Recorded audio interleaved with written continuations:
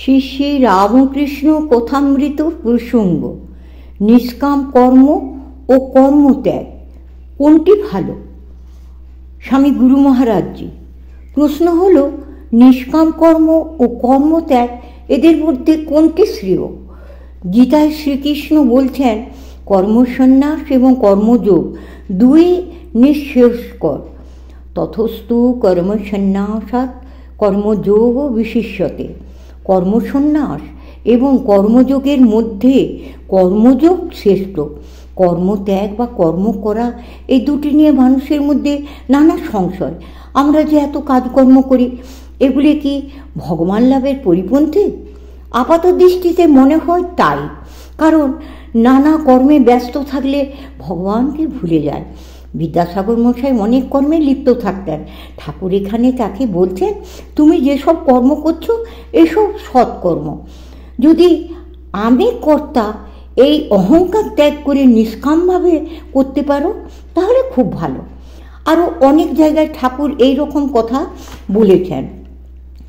বলছেন, কালীঘাটে গিয়েছ, জো শো করে আগে কালী দর্শন করো, তারপর যদি সময় থাকে তো কাঙালি বিদায় করবে। উদ্দেশ্য ভগবানকে দর্শন করা। কাঙালি বিদায় লোকহিতকর কাজ, এইগুলি জীবনের উদ্দেশ্য নয়। সৌম্য মল্লিককে বলেছিলেন, যদি ঈশ্বর সম্মুখে আসেন তবে কি তুমি বলবে আমাকে কতগুলো হাসপাতাল, ডিসপেন্সারি, স্কুল করে দাও? ঠাকুর বলছেন, গৃহস্থের বউ পেটে যখন ছেলে হয় শাশুড়ি তার কর্ম কমিয়ে দেয়। যতই মাস বাড়ে শাশুড়ি কর্ম কমায়। 10 মাস হলে আদপে কর্ম করতে দেয় না, পাছে ছেলের কোনো হানি হয়, প্রসবের কোনো ব্যাঘাত হয়। ভাব হচ্ছে ভগবানকে ভিতরে যত অনুভব করব তত কর্ম কমে আসবে। তারপর ভগবান লাভ হলে তাকে নিয়ে মশগুল থাকা, আর কর্মের প্রয়োজন নেই। বাইবেলের একটি গল্প মাস্টারমশাই এই প্রসঙ্গে উল্লেখ করেছিলেন। মার্থার মেরে 2 বোন, যিশু তাদের বাড়িতে শুভাগমন করেছেন। মার্থা ভারী ব্যস্ত। যিশু এসেছেন, তাঁর শিষ্য সম্প্রদায় এসেছেন, সকলে খাওয়া দাওয়ার ব্যবস্থা করতে হবে, সে একা পেরে উঠছে না। যিশুর কাছে এসে বলছে, দেখুন প্রভু, আমি খেতে খেতে মরছি, আর মেরি এসে আপনার কাছে চুপ করে বসে আছে, আমার কাজে সাহায্য করছে না। যিশু বলছেন, মার্থা, তুমি অনেক কাজ নিয়ে ব্যতিব্যস্ত, জীবনে একটি কাজই প্রয়োজন, আর মেরি সেটিকেই বেছে নিয়েছে, যা তার কাছ থেকে কেউ কেড়ে নেবে না। অর্থাৎ ভগবানকে পাওয়াই জীবনের একমাত্র লক্ষ্য। কাজেই কর্ম করব কি করব না, এই সংসারেরও সমস্যা, সন্ন্যাসীরও সমস্যা। অর্জুন এই সমস্যায় পড়ে ভগবানের কাছে প্রশ্ন করছেন, কি করণীয়, কোনটি আমার পক্ষে কল্যাণকর না তা নিশ্চিত করে বলো। তদেকং বদ নিশ্চিত। তুমি কখনো কর্মত্যাগের কথা বলছো, আবার কখনো কর্মযোগের কথা। আমি বিভ্রান্ত হচ্ছি। তার উত্তরে ভগবান কর্মযোগকে শ্রেয় বলেছিলেন। তাহলে কি সন্ন্যাসের অবমাননা করা হলো? অথচ উপনিষদে বলা হয়েছে যে সর্বত্যাগই শ্রেষ্ঠ। শঙ্করের ভাষ্যে আছে যে কর্ম মানুষকে সব সময় বিভ্রান্ত করে, চঞ্চল করে।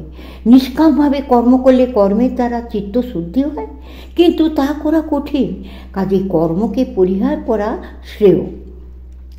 কর্ম কেবল চিত্তের শুদ্ধির জন্য, বস্তু লাভের জন্য নয়, ঈশ্বর সাক্ষাৎকার, আত্মজ্ঞানের জন্য নয়। বস্তু সিদ্ধি অর্থাৎ সত্যের অনুভব কেবল বিচারের দ্বারাই হবে, এই রকম উপাসনা সম্বন্ধেও বলা আছে। গঙ্গাসাগরে যাও, ব্রত পালন অথবা দান করো, মুক্তি জ্ঞান ছাড়া হবে না। জ্ঞানীদের কথা শ্রবণ, মনন, নিধিধ্যাসন, আত্মার সম্বন্ধে শোনো, শুনে ধারণা করবার জন্য বিচার করো, করে তারপর বিচারের দ্বারা নির্ণীত যে তত্ত্ব তাতে স্থির হয়ে থাকো। এখানে কর্মকে কোনো স্থান দেওয়া হয়নি। আবার ওগুলিকে ওদিকে শ্রীকৃষ্ণ অর্জুনকে বললেন, নিয়তং কুরু কর্মতং কর্ম জয় জয় হক কর্মে না হ। কর্ম করো, অকর্ম থেকে কর্ম শ্রেষ্ঠ। ভগবান কর্ম করতে বলছেন, অথচ শাস্ত্রে বিপরীত উপদেশ থাকায় মনে সংশয় জাগে, কোনটিকে করণীয় বলে গ্রহণ করব।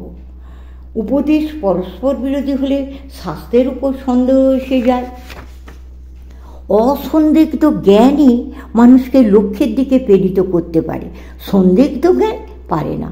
শঙ্করাচার্য কর্মকে একেবারে নস্যাৎ করে দিয়েছেন, বলেছেন এর দ্বারা কিছু হবে না, তবে নিষ্কাম কর্ম অনুষ্ঠানে চিত্তশুদ্ধি হতে পারে। ঠাকুরও বলেছেন নিষ্কাম কর্মের দ্বারা চিত্তশুদ্ধি হয়, কিন্তু বড় করা বড় কঠিন। সুতরাং অত কঠিন পথে গিয়ে কি হবে?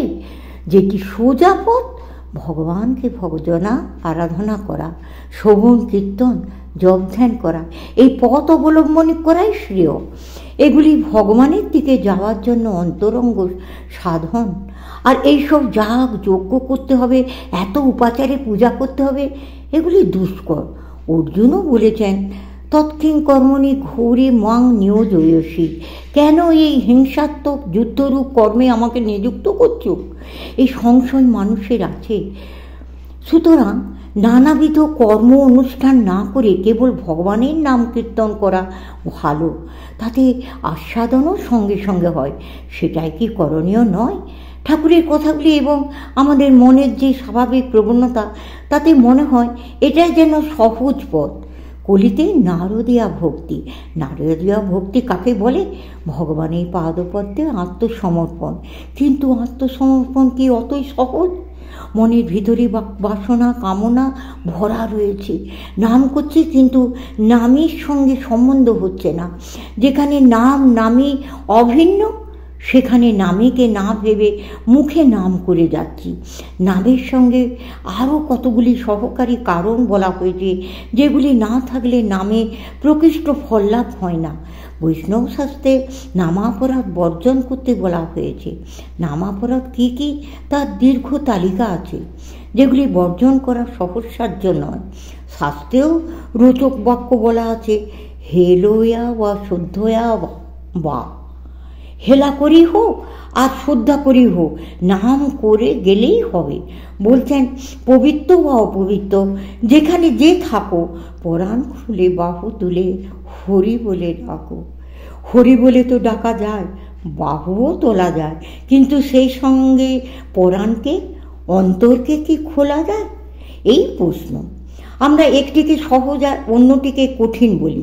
সহজ যেটিকে বলছি তার ভিতরে যে আশয় রয়েছে সেগুলি বাদ সাদ দিয়ে বলছি। যে যেমন করে পারি নাম করছি, এবং এত নাম করছি তবু নিজেকে পাপি পাপি বলছি কেন?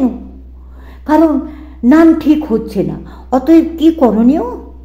নামাপরাধ বর্জন করে নাম করতে হবে। তার সার কথা হলো আচরণে শুদ্ধি চায়, না হলে সমগ্র মন দিয়ে ভগবানের নাম গুণগান হয় না। মাধবকে প্রতিষ্ঠিত করতে হলে মন্দিরকে পরিষ্কার করতে হবে। মন্দিরে তোর নায়ক মাধব, শাঁখ ফুঁকে তুই করলি গোল, সেখানে মাধবের প্রতিষ্ঠা হয়নি। এদিকে ঢাক ঢোল বাজাচ্ছি, কিন্তু মন্দির পরিষ্কার করতেই তো জীবন যাবে।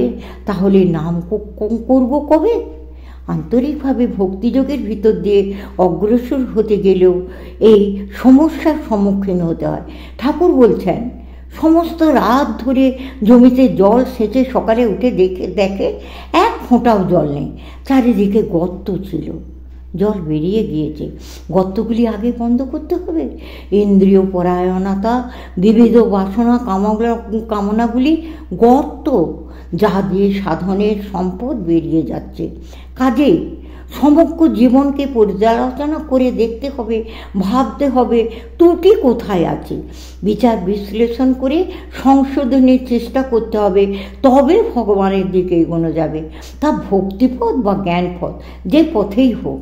কোথামিতে বহু জায়গায় আছে কলিতে নারদীয়া ভক্তি, কারণ এই পথই সহজ। মানুষের কর্ম করবার সময় নেই, শক্তিও নেই, জ্ঞান অর্জনেরও সামর্থ্য নেই। তাহলে কি করবে? তার নাম করবে। কিন্তু কেবল নাম করলেই হবে? এটি একটি পথ বলা হলো যাতে একটু আশার সঞ্চার হয়। গিরিশবাবুর নাম করবার সময় নেই। ঠাকুর তাকে বকলমা দিতে বললেন, অর্থাৎ আমার উপর তা ভার দাও, আমার উপর নির্ভর করো। গীতা যেমন ভগবান বলেছেন, অহং ত্বাং সর্বপাপে মুক্তয়ে মা শুচহ, আমি তোমাকে সর্বপাপ থেকে মুক্ত করব, শোক করো না। গিরিশবাবু ভাবলেন বাঁচা গেল। সে গিরিশবাবুই জীবনের অপরাহ্নে বলতেন, আমি ভাবলাম বকলমা দিয়ে বেশ নিশ্চিন্ত হলাম, কিন্তু এখন ভাবছি বকলমা দেয়া কি সহজ কথা? বকলমা দেয়া মানে নিজের কর্তৃত্বকে একেবারে নিশ্চিহ্ন করে দেয়া। তাকেও ভাত দেব, আবার আমিও কর্তৃত্ব করব, তা হয় না। এইরূপ ভার দেয়া কপটতা, আর ভগবানও সে ভার নেন না। গিরিশবাবু বকলমা দেওয়ার গুরুত্ব পরেই বুঝেছিলেন। আমরা গিরিশবাবুর শিক্ষা যদি গ্রহণ করি তাহলে বুঝতে পারি বকলমা দেওয়া সোজা কথা নয়। অনেকে আমাদের বলেন এবং চিঠিতেও লেখেন, আপনার উপর সব ভার। কথাটা শুনতে ভালো, কিন্তু যারা বলেন তারা কি অন্তরের সঙ্গে একথা বলেন? তাঁদেরই বিচার করে বুঝতে হবে, আমি গুরু বা ইষ্টের উপর সম্পূর্ণ ভার দিয়েছি, আমি জীবনমুক্ত, আমার চিন্তা কি? কিন্তু বাস্তবে তা হয় না। চিন্তা 16 আনাই আছে। যেটুকু করণীয় আছে তা না করে বলছি আমি সব ভগবানকে বা গুরুকে ভার দিয়েছি। এই কি সত্যই ভার দেয়া? এই ভার দিয়ে কি মনের সংশয় দূর হয়? দুঃখে সুখে অবিচল থাকে? এই কথাগুলি ভাবতে হবে। তা যদি না হয় তাহলে পথটি যত সোজা মনে করা যায় তত সোজা নয়, ক্রমশ